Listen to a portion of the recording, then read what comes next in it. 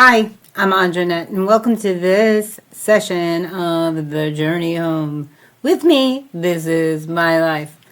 So I talk about gut health a lot out here and mindful eating and all that stuff, but it's all part of a bigger picture.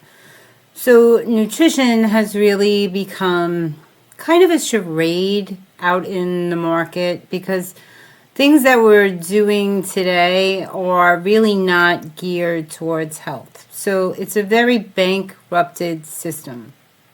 The companies that are really funding and donating to the kids' school lunches and things like that, and like Nabisco and Coca-Cola and all them, they're very high funders of a lot of these programs. So essentially they do really get to dictate the kinds of lunches that are in schools, and they do have an incentive. So when they donate these large funds, there is an incentive for people to keep their things on the menu. This is making our children sicker, and it really is making us sicker too. So a lot of people kind of feel like they're to blame for where their health is now. And I want to let them know that that's not true. Nothing could be further from the truth, because the ultra processed foods and the people who produce them are really gearing those foods to make people want more, with chemicals that cause cravings for more of those same types of foods. So are they addictive? I would say yes. Or is food addiction any different from alcohol dependence or drug addiction? I would say no, it's not. Your body is dependent on that. And people are being raised with those kind of foods. So I said I was going to talk about health a little, and I want to talk to you about why I love the gut so much. So what all of us have in common is we all lived in the womb for 9 months, unless you were born premature. So as we pass through the birth canal, we are covered with these invisible microbes, healthy microbes from our mom, right?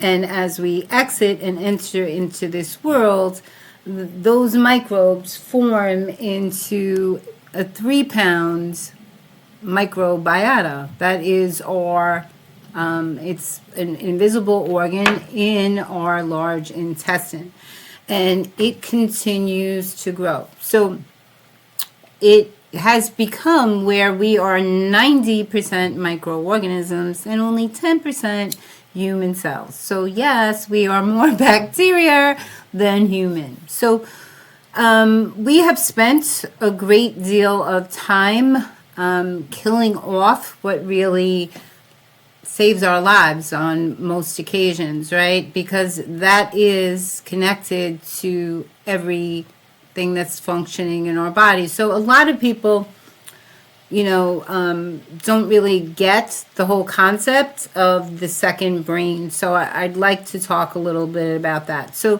your gut is considered your second brain. It is the enteric brain, and it communicates through a pathway back and forth through the vagus nerve in your brain, also 3 pounds. But if you sever that connection, the second brain, your enteric brain, does have the ability to continue to perform all of its functions independently. So it still produces a lot of those neurotransmitters, serotonin, dopamine, all those things. It still does. So we've been led to believe that everything we feel and all of our emotions, think, and do is primarily from our brain, but that's not always the case true, right? So I just want to put that out there. So the other thing that I really want to share today is that there's always talk about consistency, that you have to be consistent in your health. You have to be consistent in the food you eat, and timing, all that stuff. So the consistency when it comes to the gut is not always accurate. And this is why. Because if you're consistently eating the same types of foods, if you're always eating things that say, because your gut microbiome is made up of all different organisms, bacteria, fungi, all of that different stuff, right? So let's say you're always eating the same kinds of food, and that's more bacteria food. The bacteria comes and it eats and it eats and eats and eats and eats, right? But the fungi over here is not getting fed, so he falls off. And this will create an imbalance in that gut microbiome that we're always talking about, and this will lead to dysbiosis also. So when it comes to consistency in gut health, you really need to have more diverse, right? And consistently eat more diverse foods, because all those different kinds of microorganisms that are feeding all the other cells in your body really do need a large variety of foods, molecules, substances, whatever you want to call them, right? And we should really start looking more at food like molecules, right, that feed our system in a healthy way. That when you have this molecule, it's producing omega-3, omega-6, iron, whatever, right? But when we start to look at it like that, we can kind of separate a personal relationship with food and use it for what it is, the fuel that keeps our bodies healthy and strong. So I know this is a lot of information, and I don't want to be a Debbie Downer, but I think that there's a lot of misconceptions out there about health. So evolution made it so that this happens in the birth canal, so that this will support us and keep us healthy. But we spent the next 100 years trying to kill it off because we didn't understand bacteria, right? So, and then we had overuse of antibiotics that also damaged us, right? And then we have this over processed foods because nobody's farming the way we used to. So we think we're evolving, but we actually set ourselves back a lot further than we were 100 years ago. So we need to get back more to those whole products.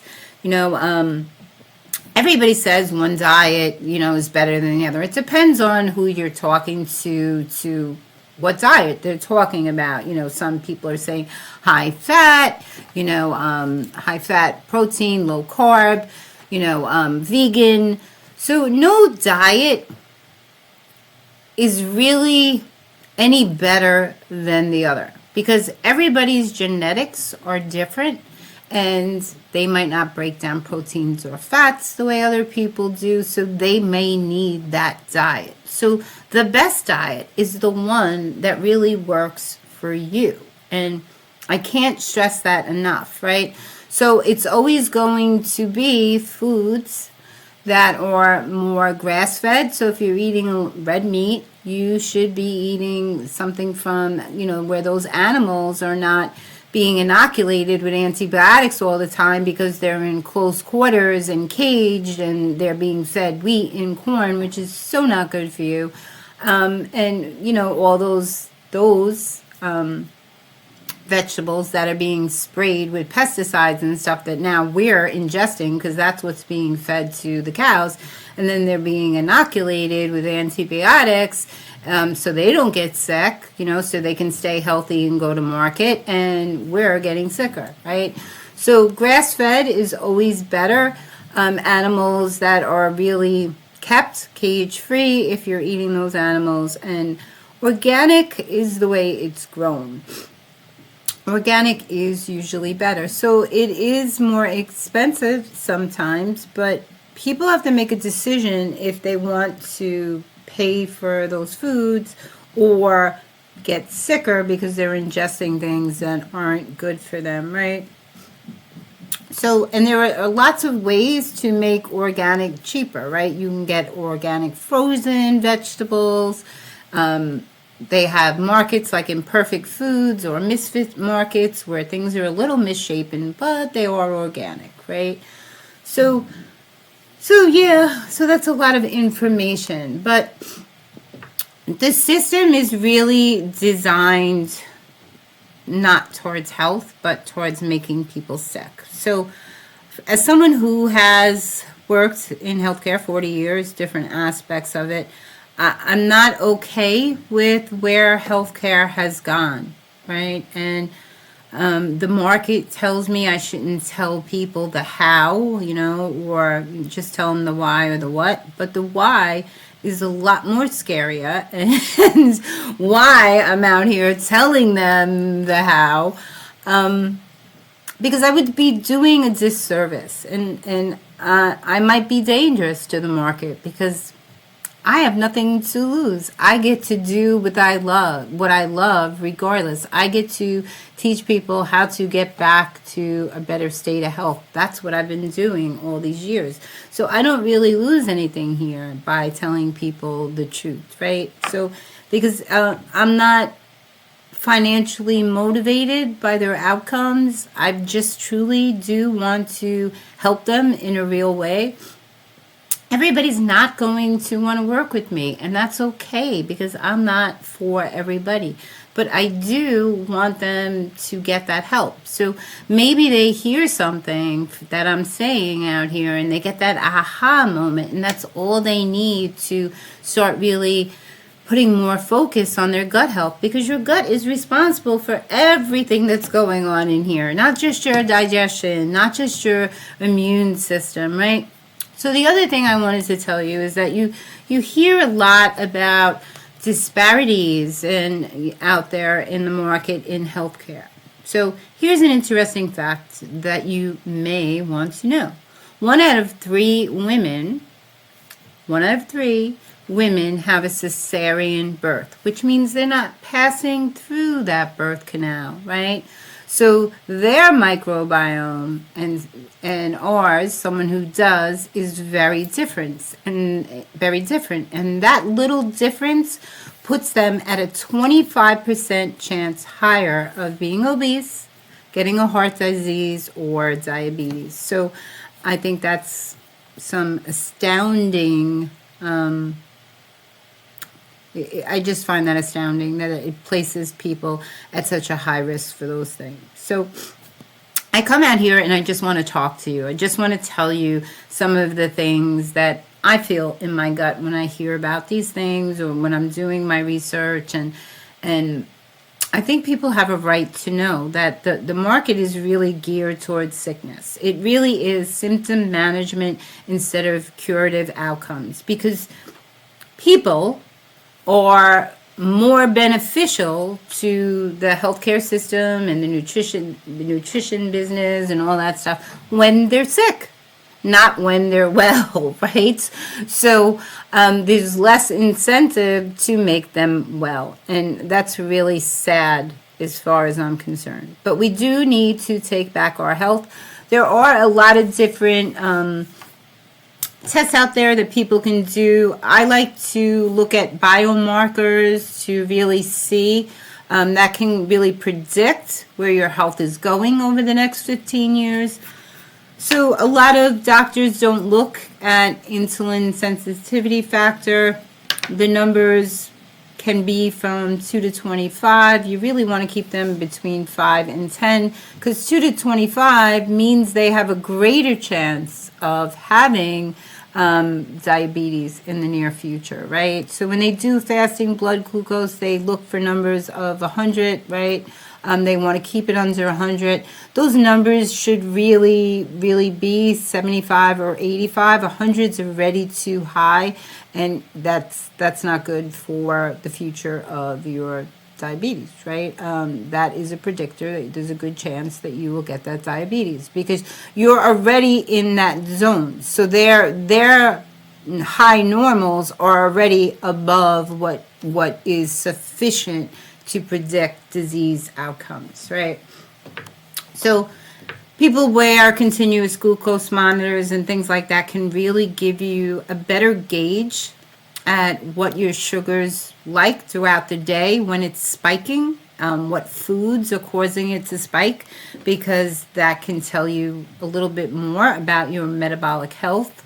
So I've been talking a lot about cells lately out on my social platforms, and that our cells are very dysregulated, and that there are a lot of people with metabolic syndrome that aren't even aware of that, which means their cells are loaded with fat and they can't produce that ATP that all of your vital processes it's needed for all of your body's vital processes, right? That's what that sugar is turned into ATP for energy for all the things the body requires, right? So if the cell is loaded with fat, what happens is it's harder to break down that sugar, so it's floating in the blood system and it's attaching to large proteins like collagen from your skin and your blood vessels, and it's causing hardness. And is that a problem? Absolutely, yes. So I like to tell you these little things because I think that if I just put that thought in your head, if I just tell you these little things, that it's enough for you to want to go out and do some of that research on your own and really empower yourself, because health is really about, when we serve people in health, it's really about empowering them to make better informed choices. So if I'm not telling you what you need to know, then how can you make those choices, right?